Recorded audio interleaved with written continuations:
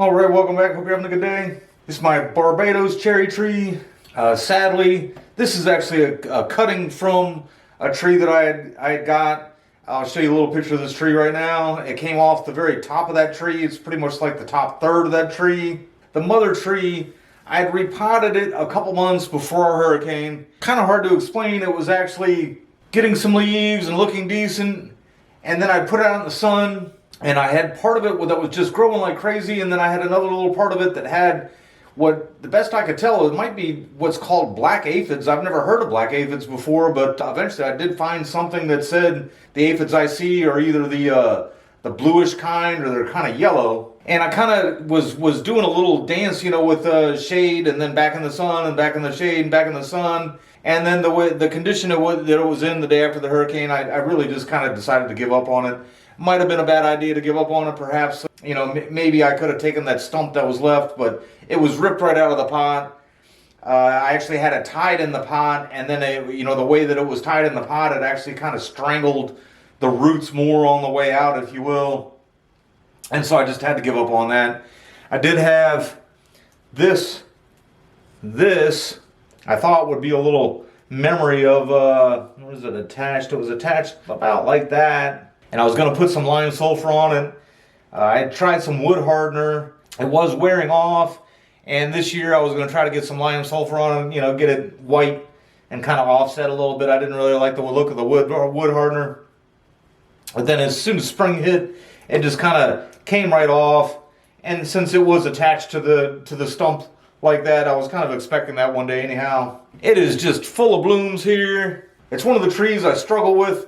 The idea of wiring. Like this little skinny branch here and this one here could probably take a little bit of wiring, but then even when they get just a little bit bigger, like if you know this branch here isn't really that much bigger than this one, and this one is just so very stiff. I mean, I could get some wire on it, but I don't really know how much movement I could really get with as lignified as that is. This one also had a bit, I'll show you the other side here.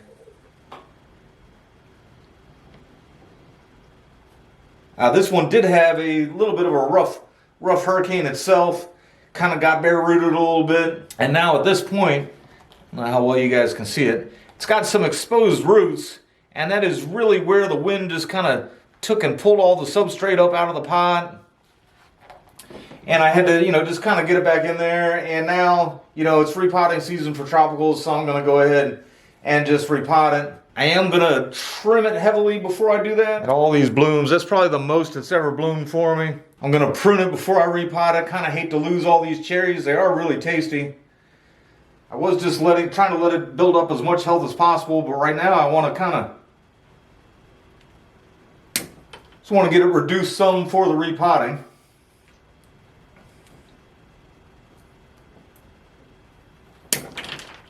Alright, one thing I have noticed since I switched to this better soil mix, that the soil really doesn't break down much at all, and I do like to reuse most of it. The main thing I was trying to take care of these exposed roots that I really don't want exposed right now. I was considering just adding some to the top, but I can see there's some dried up roots circling around the edges too, and also when it got taken out of the pot, in the storm and everything, I did see that there's a lot of circling roots down there, so I want to take care of as much of that as possible while I'm working on it. So I am going to slip this under here.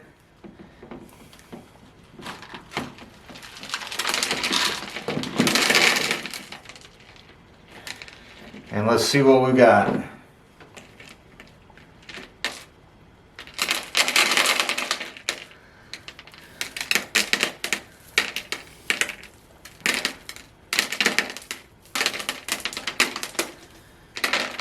Guys, every time I repot one of my trees that's been in good soil, I mean, this is just another really great example of why we use good soil.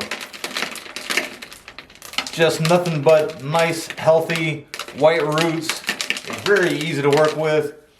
If this would have been potted and potting soil, I would have been fighting through all the dirt and then even trying to figure out where the roots are because they're all covered up in the dirt and everything. Where this really just has a little bit of I think when I originally took the cutting, I took the cutting and put it in some Miracle-Gro potting soil.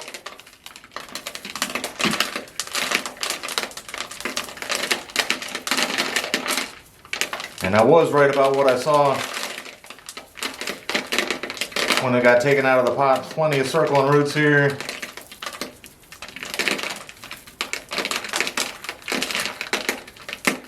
And so what I've been doing in an effort to use, I once heard somebody say in one of the forums that one of the main things is that when you use the better soil, when you pull it out of the pot, all the good soil just falls right off. I have been trying to recover some of the soil like that, and what I do is I just kind of pick some of the roots out in a minute. Once I start pruning that off, obviously I'm not going to reuse the roots, but I'll also pick some of the roots up out of there, use that in the bottom of the container, and then put some fresh soil on top. Really does make it worth investing in the better soil.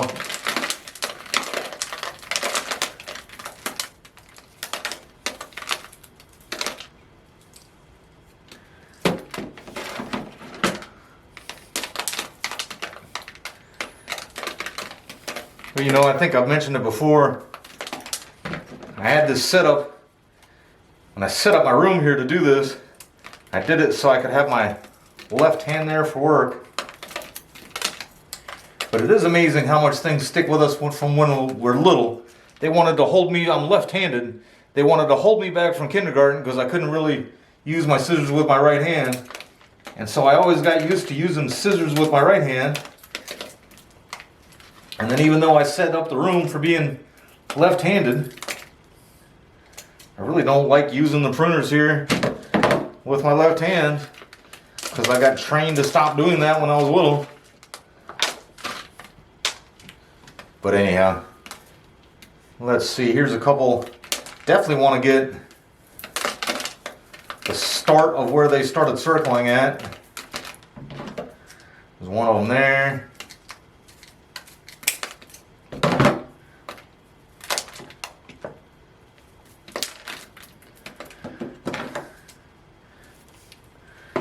Actually, let me turn this around so you guys can at least see what I'm doing.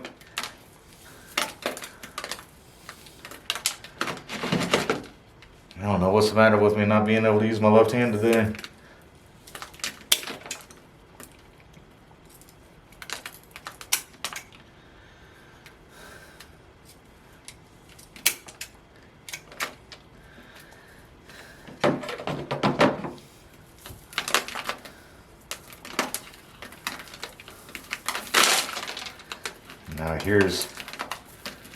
Now there's the biggest one there.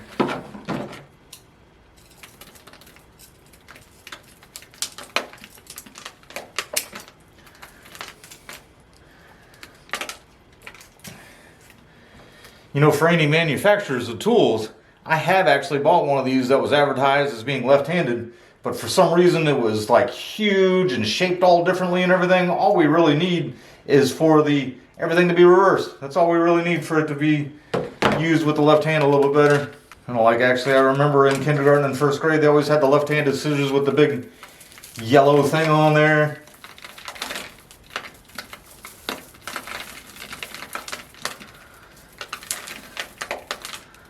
Like being left-handed was somehow a disability.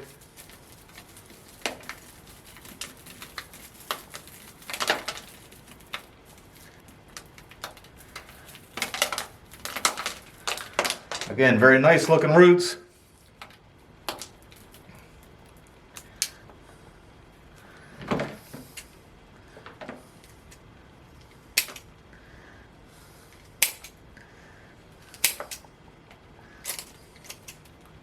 All right, that took care of most of the thicker ones.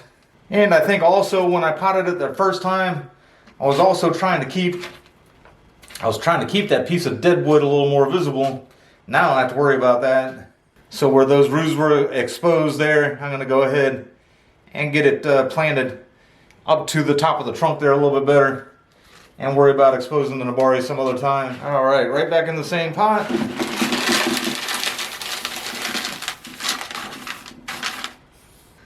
That should work.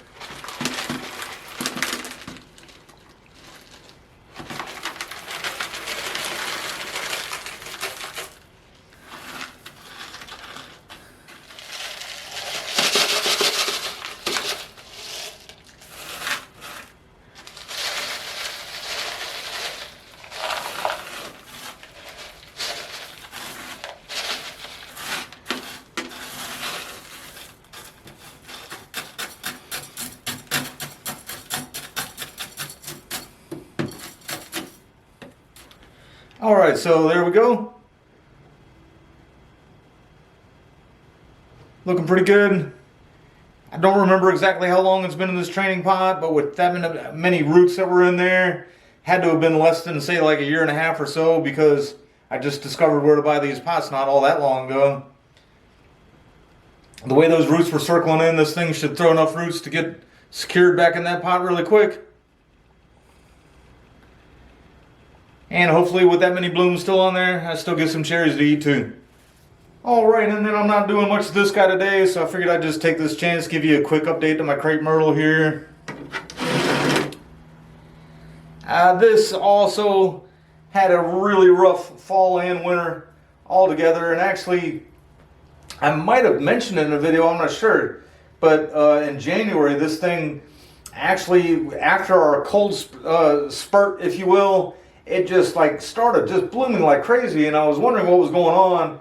And then it just seemed like all the blooms came out, weakened up, and then it was actually bare for a long time in the spring.